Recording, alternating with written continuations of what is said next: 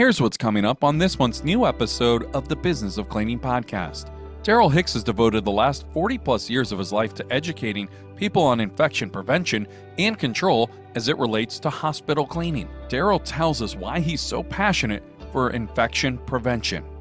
Daughter-in-law at that time was about 37 years old, mother of three. The youngest was 16 months.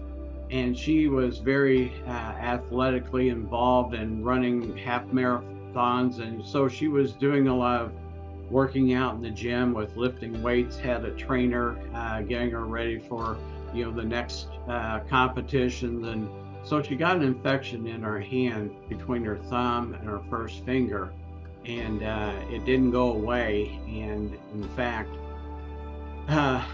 within 8 weeks, she was dead. It impacted our family, and that was a health facility. People are trying to get healthy, and so I realized that these bad bacteria are out there on surfaces. I become a champion for preventing the loss of lives through better, more thorough cleaning and disinfection. And if we do our jobs right, I always say that prevention trumps a cure. Darrel explains the key differences between disinfecting and sanitizing and how each process plays a role in hospital cleaning.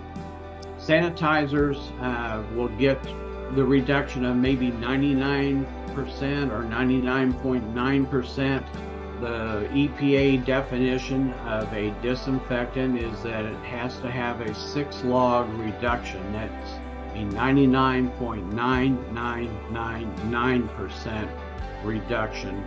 And we don't get that, and because that's done in a lab, and it's not real world conditions. The real world conditions is that for an environment to be considered disinfected, we remove or make safe the vast majority, and I'm talking about 95% of the harmful substances on that surface. We eliminate the pathogens that are most threatening to humans. A disinfected condition can be achieved, but only with much work.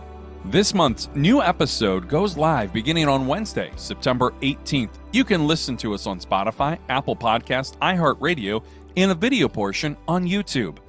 Don't forget to subscribe and leave a 5-star review today.